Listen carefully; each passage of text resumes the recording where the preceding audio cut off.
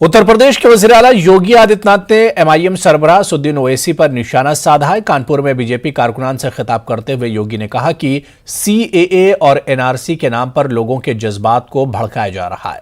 उन्होंने कहा कि रियासत में माहौल खराब करने वालों के साथ सख्ती से निपटा जाएगा। योगी ने कहा कि हर कोई जानता है कि ओवैसी एसपी के एजेंट के तौर पर काम कर रहे हैं।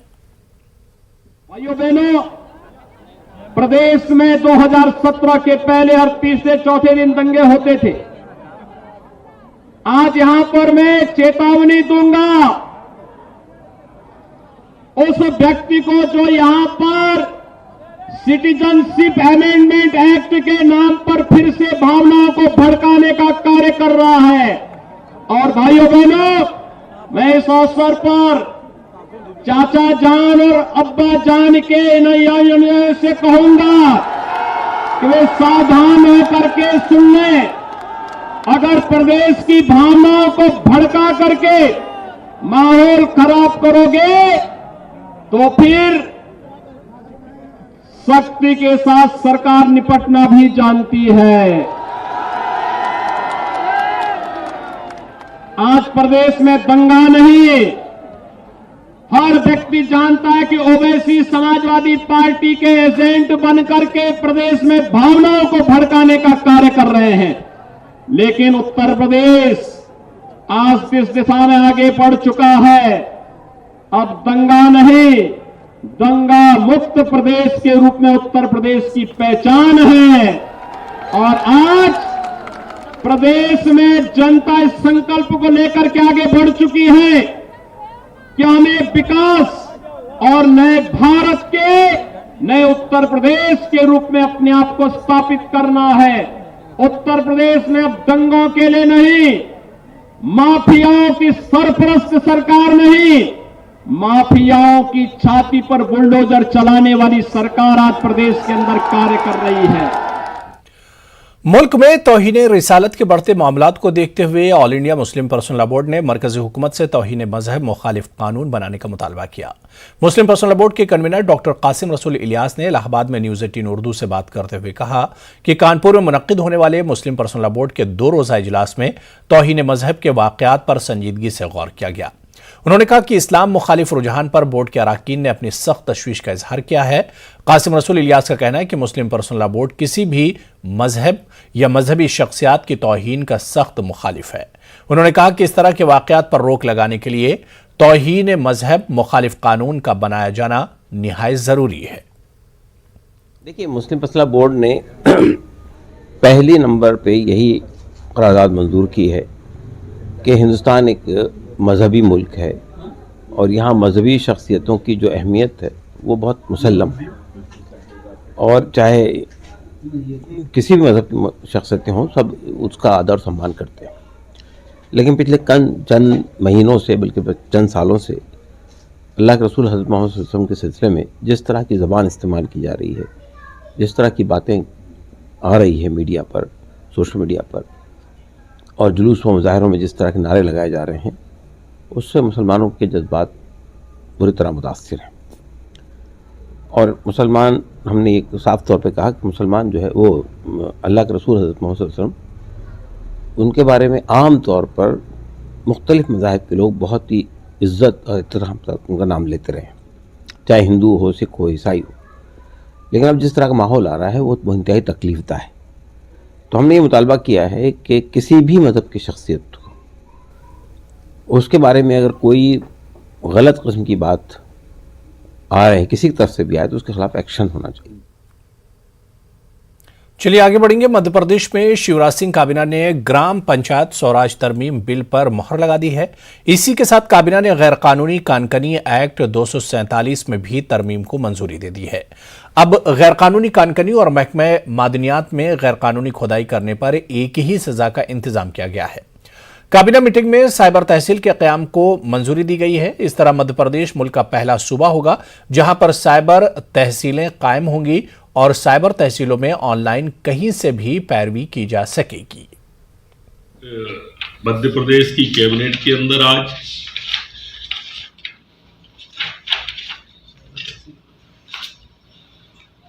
राजस्व प्रकरण निपटाने के बारे में एक महत्वपूर्ण विषय आया है और इस विषय के अंतर्गत हमारे जो अविवादित नामांतरण है उसको लेकर के और साइबर तहसील को लेकर के देश का, मैं समझता हूं जहां तक मेरा ज्ञान है, मध्य प्रदेश पहला प्रदेश होगा जो साइबर तहसील का निर्माण करने जा रहा है। आज ये प्रस्ताव कैबिनेट से पास हुआ है। इस साइबर तहसील में जो अविवादित नामांकन है, व्यक्ति कहीं भी हो वहां से इसमें भागीदारी कर सकता है साइबर तहसील में और अपने अविवादित प्रकरणों के निपटारे के लिए पैरवी कर सकता है। मध्य प्रदेश उर्दू एकेडमी ने रियासत के उर्दू अदीबों का डिजिटल डाटा बैंक तैयार करने का फैसला किया है।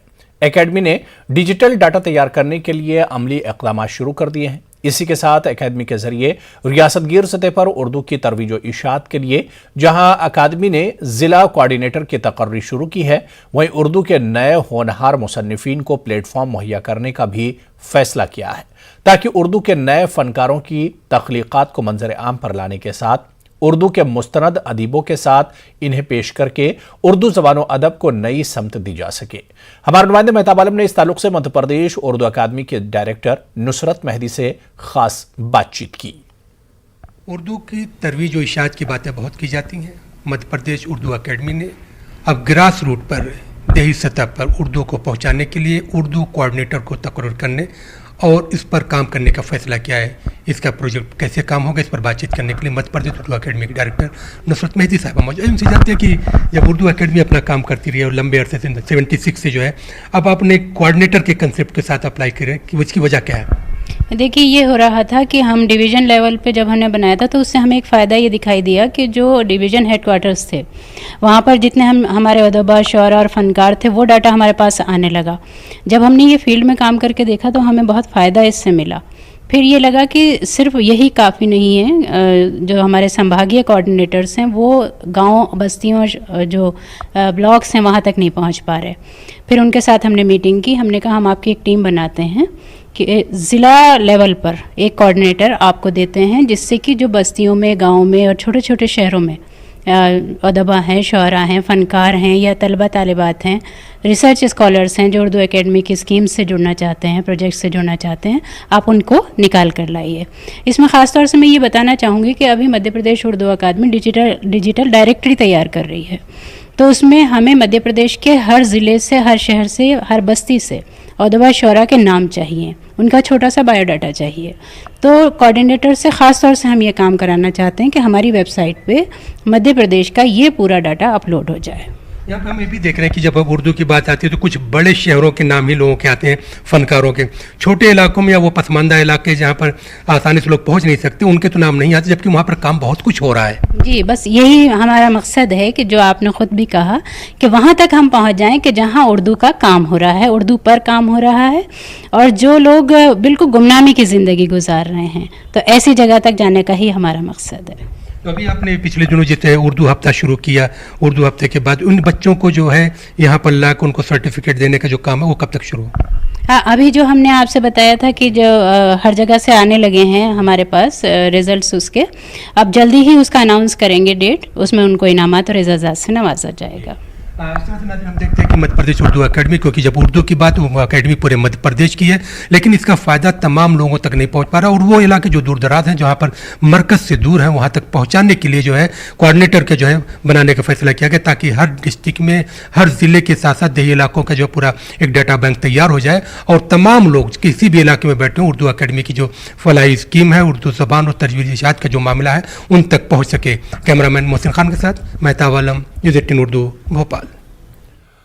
पैगम्बर इस्लाम की शान में गुस्ताखी को काबिल सज़ा जुर्म करार देने के मामले में एक बिल रियासती असेंबली में पेश किया गया है। वंचित बहुजन अघाड़ी की जानिब से यह बिल पेश किया गया है। वंचित के कारकुनों ने इस बिल की मंजूरी और मुसलमानों के दीगर मसाइल को उठाते हुए एहतजाज किया। औरंगाबाद में जिला कलेक्टर ऑफिस के रूबरू एहतजाजी धरना दिया गया। वंचित के कारकुनों का कहना है कि बहुजन वंचित अघाड़ी के सरबराह एडवोकेट प्रकाश अंबेडकर की जानिब से पैगंबर मोहम्मद सल्लल्लाहु अलैहि वसल्लम के लिए 5 जुलाई को कानून साज काउंसिल में बिल पेश किया गया है। इसकी मंजूरी तक बहुजन वंचित अघाड़ी की बेदारी मुहिम जारी रहेगी। वाज़ेह है कि अगर ये बिल रियासती असम्बली में मंजूर हो जाता है तो महाराष्ट्र अव्वलीन रियासत होगी जहां पैगंबर इस्लाम सल्लल्लाहु अलैहि वसल्लम की शान में गुस्ताखी काबिल सजा जुर्म बन जाएगी। माध्यम से हम सरकार से ये मांगे करना चाहते हैं कि धार्मिक भावना भड़काकर दो समाज में जो दंगल करवाते हैं, ऐसे दंगल करवाने के खिलाफ पैगंबर मोहम्मद बिल जो वंचित बहुजन आघाड़ी ने 5 जुलाई 2021 को विधान भवन पे मोर्चा निकाल के महाराष्ट्र सरकार को सुपुर्द किया है, इसको जल्द से जल्द मंजूर करके इसे लागू किया जाए। इसी के साथ 5% शैक्षणिक आरक्षण मुस्लिमों के लिए जो न्यायालय ने मान्यता दी है उसको जल्द से जल्द लागू कर। चलिए यहां पर रुकेंगे फिलहाल छोटे से ब्रेक के लिए।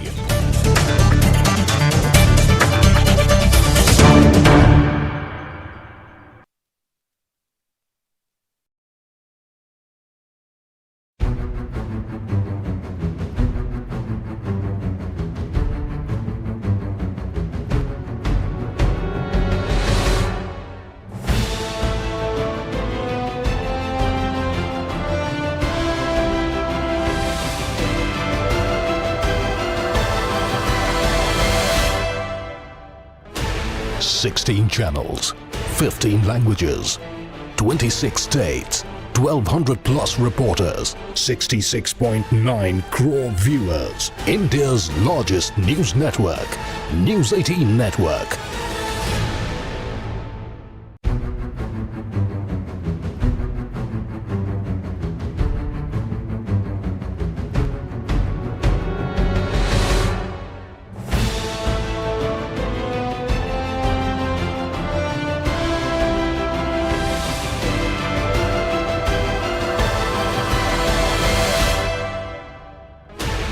Sixteen channels, 15 languages, 26 states, 1,200 plus reporters, 66.9 crore viewers. India's largest news network, News 18 Network.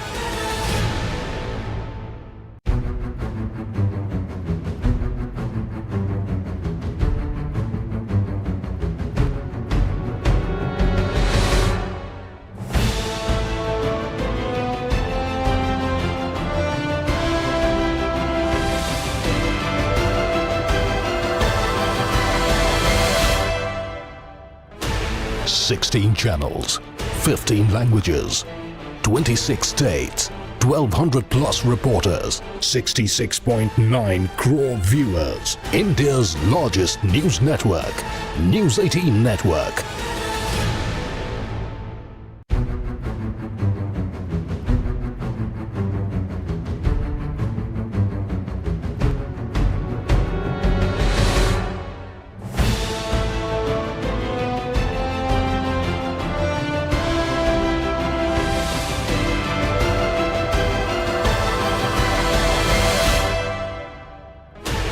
Sixteen channels, 15 languages, 26 states, 1,200 plus reporters, 66.9 crore viewers. India's largest news network, News 18 Network.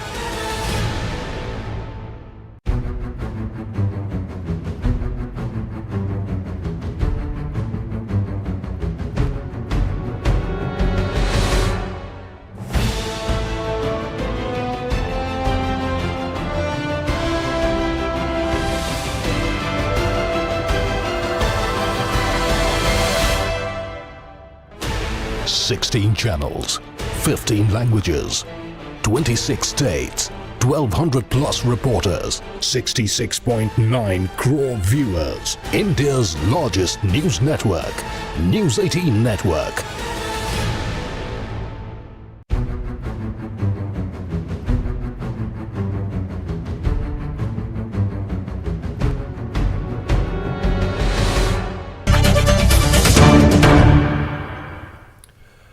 Delhi की मशहूर मारूफ दरगाह हजरत निजामुद्दीन के उर्स के दूसरे रोज भी जायरीन की आमद का सिलसिला जारी रहा। कोरोना के दौर के बाद यह पहला मौका है जब उर्स पूरे जोशो खरोश और रिवायती अंदाज में मनाया जा रहा है। गुज़िश्ता रोज से ही हजरत निजामुद्दीन औलिया रहमतुल्लाह अलैह की दरगाह पर अकीदतमंदों की भीड़ नजर आने लगी थी। उर्स के मौके पर फूलों की चादर का नजराना लेकर दूर दूर से लोग दरगाह निजामुद्दीन पहुंच रहे हैं और मुराद पूरी होने के लिए मन्नतें मांग रहे हैं। हर साल चादर पेश करते हैं अपाहिज बच्चों के नाम की, जो देख नहीं सकते, सुन नहीं सकते, या चल नहीं सकते, या बोल नहीं सकते। ये चादर हर साल उन्हीं के नाम की पेश करते हैं। दुआ क्या मांगी है? दुआ अपने देश में अमन-ओ-मान, भाईचारे को बढ़ाओ और देश को तरक्कियों में और बुलंदियों में लेके जाए सरकार, यही दुआ की है हमने। आज यहाँ पे इशा की नमाज के बाद 8 बजे दुआ है और फातिहा वगैरह कुरान खानी है, फिर उसके बाद लंगर है, कवाली है।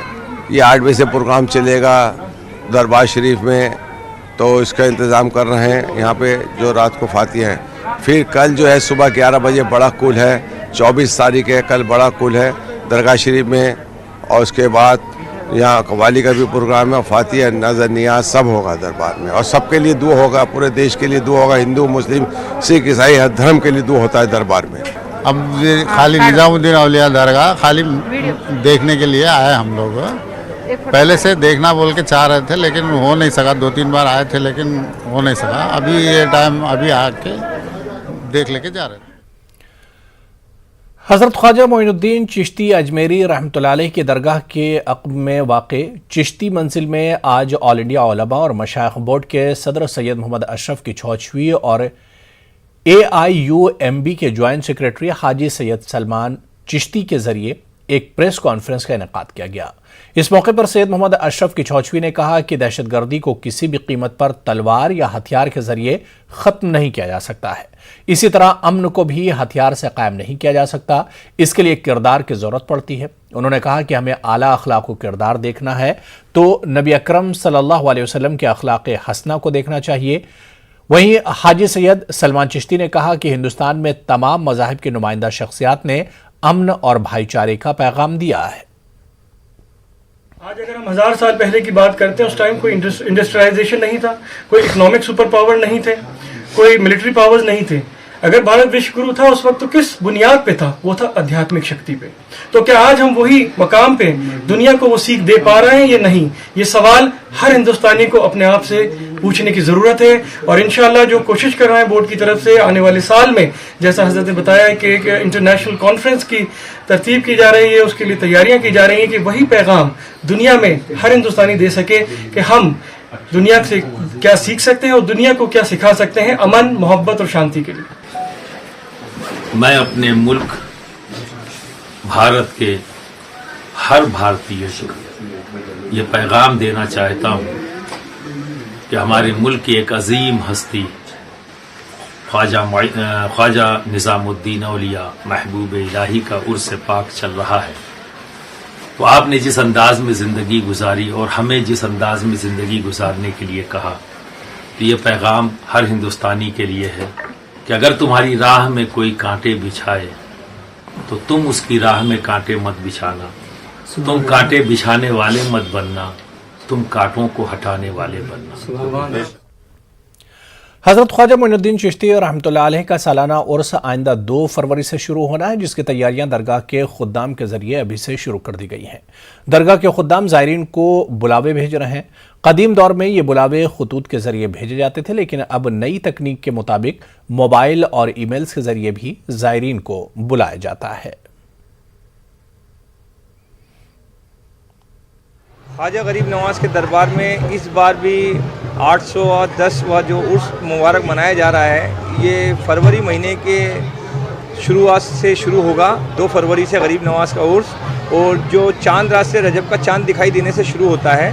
गरीब नवाज के उर्स मुबारक पर लाखों ज़ायरीन यहाँ पर आते हैं, और लाखों ज़ायरीन मजबूरी की वजह से नहीं आ पाते हैं। तो जो लोग नहीं आ पाते हैं उनको भी ये दावतनामा जाता है, जो लोग आने का इरादा रखते हैं उनको भी दावतनामा जाता है। दावतनामा उनको इसलिए थोड़ा जल्दी भेजा जाता है कि वो अपने आने जाने का इंतज़ाम गाड़ी घोड़े का कर सकें, ट्रेन वगैरह की बुकिंग कर सकें, फ़्लाइट के बसों की बुकिंग कर सकें, अपनी बसें जो बुकिंग चलती हैं उनकी उर्स मुबारक की उस पर सब पे शामिल हो सकें, और ठहरने की व्यवस्था भी अजमेर शरीफ में उनकी हो सके। तो कुल मिला के गरीब नवाज का दावतनामा सभी को जाता है, और सभी दावतनामे को मिलने के बाद में ही अपना अजमेर शरीफ आने का इंतज़ाम। कर्नाटक में अल अमान के बैनर तले 25 मुस्लिम एनजीओज ने आपस में इत्तेहाद किया है। बेंगलुरु में अल अमान वेलफेयर ट्रस्ट और रायचूर की इफा फाउंडेशन के तहत एनजीओज की 2 रोज़ा कॉन्फ्रेंस हुई। कौम और मिलत की तालीम, माशी समाजी तरक्की के लिए एनजीओज को फ़ाल रोल अदा करने की ज़रूरत पर कॉन्फ्रेंस में जोर दिया गया। मुकर्रिर ने कहा कि पूरी शफाफियत और मुनज़्ज़म तरीके से एनजीओज अगर अपने अपने इलाकों में इंसानियत की खिदमत अंजाम दें तो कई मसाइल हल हो सकते हैं। बेंगलुरु, हैदराबाद, रायचूर, हुबली और दीगर शहरों की एनजीओज के नुमाइंदों ने इस 2 रोज़ा इजलास में हिस्सा लिया और एक दूसरे के ताउन के साथ समाज में बड़े पैमाने पर फलाही काम अंजाम देने का अहद किया। एक प्लेटफॉर्म में जब आएंगे सब लोग, 4 लोग रहेंगे तो इसमें ट्रांसपेरेंसी ऑटोमेटिकली आ जाती है, क्योंकि इतना आसान नहीं। अगर इंडिविजुअल इदारा है तो उसमें है ना कोई पूछता नहीं। अगर इतने इदारे एक प्लेटफॉर्म में आ जाएंगे तो ऑटोमेटिकली वो ट्रांसपेरेंसी आ जाएंगी, क्योंकि जब हम लोग डिस्ट्रिक्ट वाइज और बाहर के स्टेट्स में जब खोलते हैं इदारा तो उसमें है ना लोकल मैनेजमेंट कमेटी वो लोग अपने तौर पर काम करेगी। उसमें जो भी अकाउंट्स वगैरह खुलेंगे तो वो जॉइंट अकाउंट रहेगा, उसमें हमारे लोगों को भी वो पूरा स्टेटमेंट आएगा, वहाँ की भी कमेटी के लिए पास भी स्टेट में रहेगा, वो छपाने की कोई बात नहीं रहती, उसमें ट्रांसपेरेंसी बिल्कुल रहेगी। पे हेल्थ पे और कई उत्तर प्रदेश में भारतीय जनता पार्टी के लीडर और उनके कारकुनान वज़ीर आला योगी आदित्यनाथ के कौल पर अमल कर रहे हैं। योगी आदित्यनाथ ने ठोको और मारो का जो फॉर्मूला दिया है इस पर अमल किया जा रहा है। यह कहना है समाजवादी पार्टी के साबिक रुकन असेंबली हाजी ज़मीरुल्लाह खां का। वो आज अलीगढ़ जिले के उद्वन सैकड़ों लोगों को लेकर एसएसपी अलीगढ़ से मिलने पहुंचे थे। ये वो लोग हैं, किसान हैं, मजदूर हैं। एक वहाँ पर राशन डीलर है, उसका रायन नाम है, और वो बीजेपी का कार्यकर्ता है, बीजेपी के काम कर रहा है और जनता को मार रहा है, पीट रहा है, परेशान कर रहा है। ये जनता सब परेशान। भारत के अपने शॉर्ट वीडियो शेयरिंग ऐप चिंगारी ने क्रिप्टो सोशल टोकन गारी के साथ क्रिप्टो करेंसी बाजार में धमाकेदार कदम रखा है। सुपरस्टार सलमान खान गारी के ब्रांड एम्बेसडर हैं। चिंगारी ऐप भारत में काफी मकबूल हो रहा है और सोशल मीडिया कैटेगरी में बेस्ट ऐप का खिताब भी हासिल कर चुका है। चिंगारी ऐप न सिर्फ कंटेंट क्रिएटर्स बल्कि व्यूअर्स, एडवर्टाइजर्स और डेवलपर्स सबकी कामयाबी की कुंजी है। गारी का इस्तेमाल मुस्तकबिल की इन ऐप करेंसी के साथ साथ गवर्नेंस टोकन के तौर पर भी हो सकता है। आइए जानते हैं सौरभ से, जो एक फ्लुएंसर है। 2020 में local for vocal campaign start हुई, जिसकी वजह से हम सारे क्रिएटर्स ने सारी देसी ऐप को सपोर्ट किया, जिसकी वजह से वो सारी ऐप तो ग्रो कर गई, लेकिन हमारी ग्रोथ बहुत ही एवरेज रही। सिर्फ चिंगारी एक ऐसी ऐप थी जिसने छोटे छोटे बहुत सारे प्रोग्राम स्टार्ट किए और हमारे कंटेंट मोनेटाइजेशन जैसे इंपॉर्टेंट इशू को भी देखा। तो गारी टोकन की वजह से जो क्रिएटर हैं उनको एक ऐसी अथॉरिटी मिल रही है कि वो अपने आप को डेवलप कर सकते हैं, और जो भी कंटेंट वायरल होगा उसका सीधा बेनिफिट हमें होगा। मतलब एज ए कंटेंट क्रिएटर मैं अपने आप को एम्पावर कर सकता हूँ और मैं जो भी कंटेंट क्रिएट करूँगा उसका सीधा मुनाफा मुझे होगा।